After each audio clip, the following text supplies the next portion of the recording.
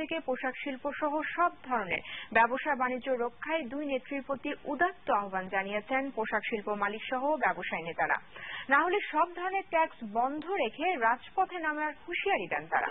শনিবার রাজধানীতে বিক্ষোভ মিছিল, মানববন্ধন এবং প্রতিবাদী সমাবেশ থেকে এসব হুঁশিয়ারি দেওয়া হয়।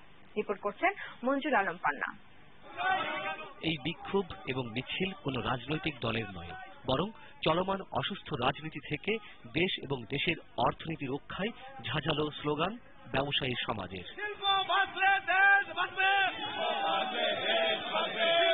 মুখ থুবড়ে পড়া অর্থনীতির চাকা সচল রাখতে সংঘাতময় রাজনীতির বিরুদ্ধে এই শান্তিপূর্ণ মানববন্ধন, জ্বালাও পোড়াও আর মানুষ হত্যার বিরুদ্ধে প্রতিবাদ সমাবেশ।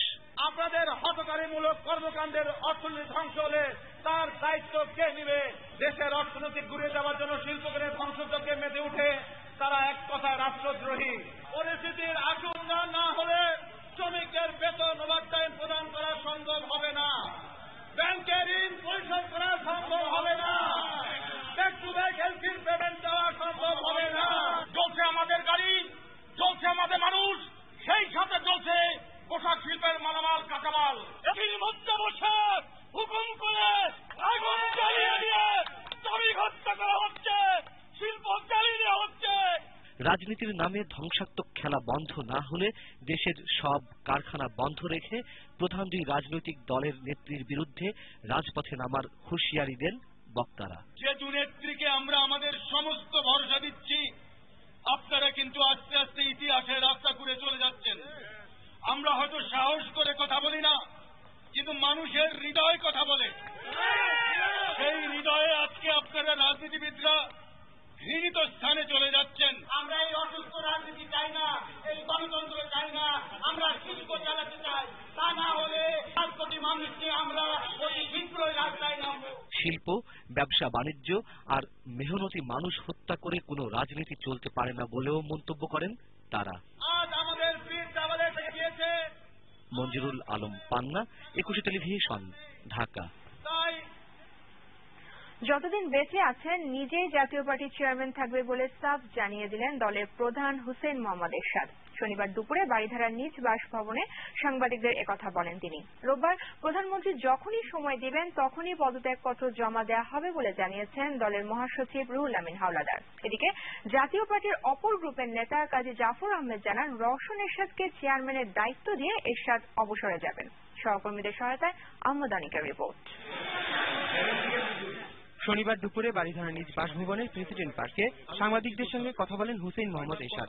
সে সময় তিনি বলেন, অবসরে যাওয়ার খবর ভিত্তিহীন ও বিভ্রান্তিকর। যতদিন ডিপুটি থাকবো আমি চেয়ারম্যান থাকবো, আমি কাউকে হস্তান্তর করি নাই।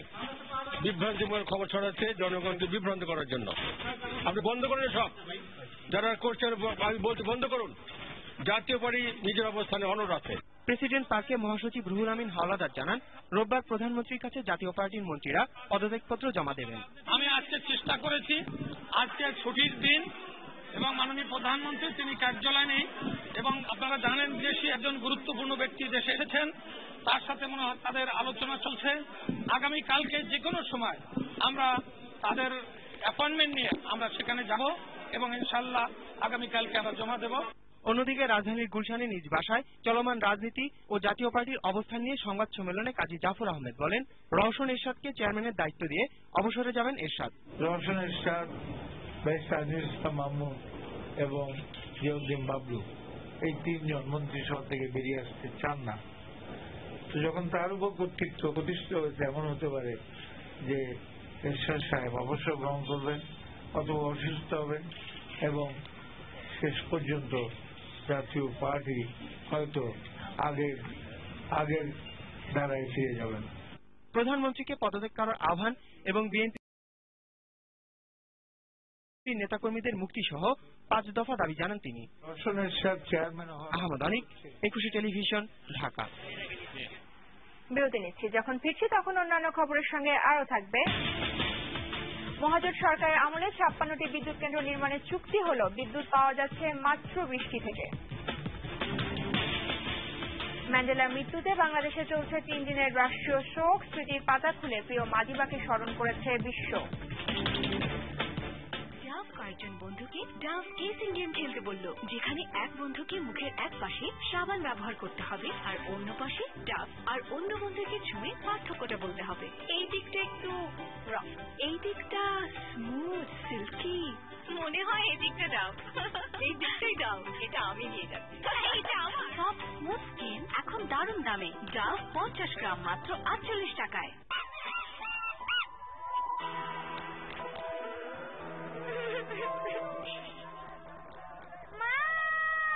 কখনো কখনো দাঁত থেকে বেরিয়ে আসে সমস্যার সমাধান, আর চাটনির মতো কঠিন দাগও তুলে ফেলার জন্য আছে বার সাবান, লেবু ও নীলের শক্তি সম্পন্ন সার্ফ এক্সেল। সার্ফ এক্সেল, দাঁত থেকেই দারুণ কিছু। এই ধোয়া কাপড় থেকে সুগন্ধ আসছে না কেন? ধোয়া কাপড়ের সুগন্ধ? সেটা আবার আমি আমার স্ত্রী বলে সুগন্ধ থেকেই বোঝা যায় কাপড় পরিষ্কার হয়েছে কিনা। সুগন্ধ থেকে? মনে তো বোঝাতে হবে। নতুন হুইল, এতে আছে লেবুর শক্তি আর হাজারো ফুলের সৌরভ। এই হলো আসল পরিষ্কার, এই হলো তার সুগন্ধ। হুইল, সুবাসী পরিষ্কারের প্রমাণ। ডাভ কয়েকজন বন্ধুকে ডাভ কিসিং গেম খেলতে বলল, যেখানে এক বন্ধুকে মুখের এক পাশে সাবান ব্যবহার করতে হবে আর অন্য পাশে ডাভ, আর অন্য বন্ধুকে ছুঁয়ে পার্থক্যটা বলতে হবে।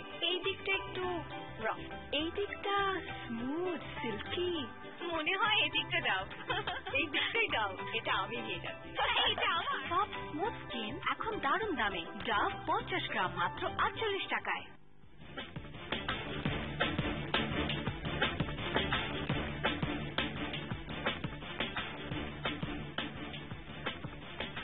আমন্ত্রণ আবারও রাতের 21 সংবাদে।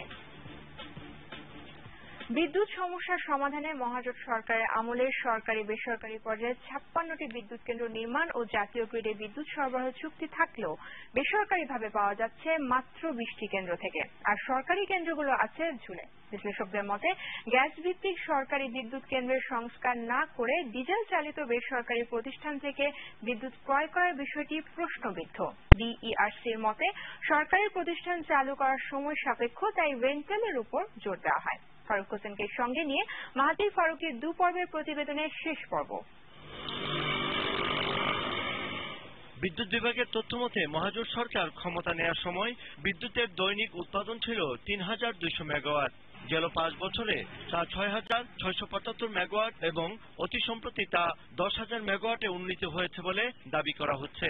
আর এই বিদ্যুৎ উৎপাদনে ব্যয়বহুল বেসরকারি 20টি কেন্দ্র চালু থাকলেও কম খরচের সরকারি প্রতিষ্ঠানের প্রতি নজর নেই সংশ্লিষ্টদের, এমন অভিযোগ বিশ্লেষকদের। প্রধানমন্ত্রী দপ্তর থেকে বলা হয়েছে যে চাহিদা অনুযায়ী বাড়ানো যেতে পারে, নীতিগত অনুমোদন দেওয়া হয়েছে, কিন্তু বিদ্যুৎ খাত সেই চাহিদা নিরূপণের ক্ষেত্রে যদি জ্বালানি সরবরাহ নিশ্চিত করার বিষয়টি সরকারি খাতে প্রাধান্য দিত, তাহলে সরকারি খাতেই এদের বিদ্যুৎ উৎপাদন না করিয়ে সরকারি খাতে উৎপাদন করতে পারত।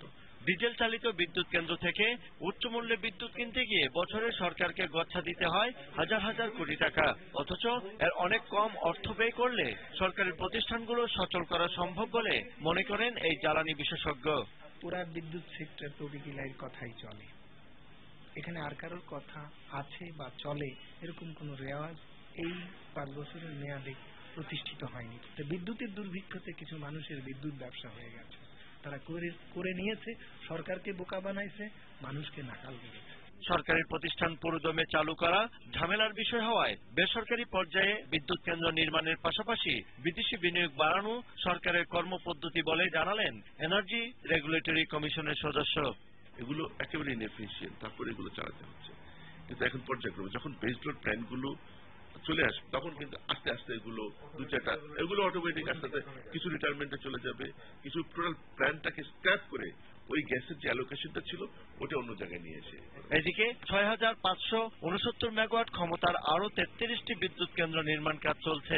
3974 মেগাওয়াট ক্ষমতা সম্পন্ন 19টি বিদ্যুৎ কেন্দ্র নির্মাণের টেন্ডার প্রক্রিয়াধীন রয়েছে।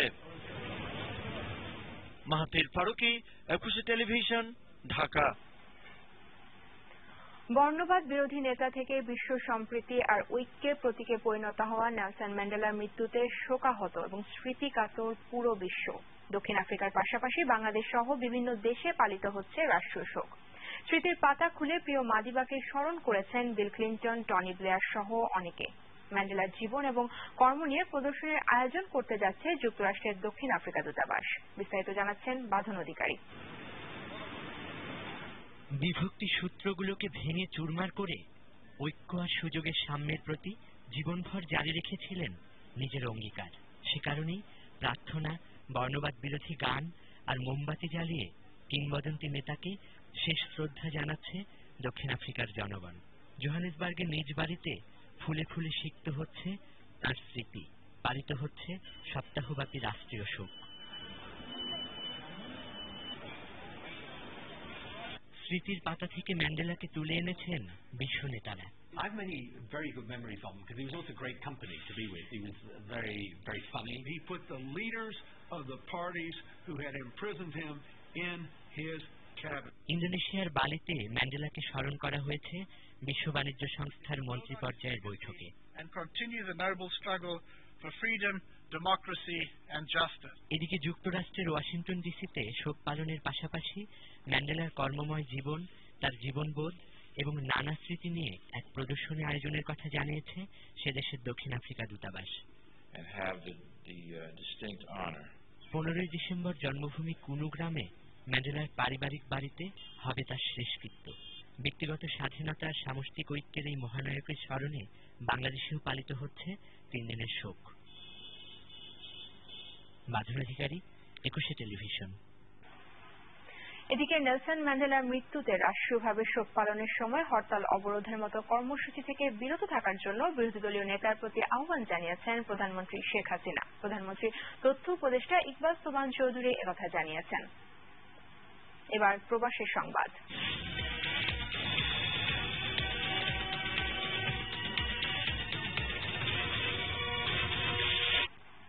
নির্দলীয় তত্ত্বাবধায়ক সরকারের অধীনে নির্বাচন না দিলে দেশের ঘোষিত সব কর্মসূচি প্রবাসেও পালন করা হবে বলে জানিয়েছেন সংযুক্ত আরব আমিরাত ফুজিরা বিএনপির নেতারা। দুবাইয়ে ক্রিক পার্কে আয়োজিত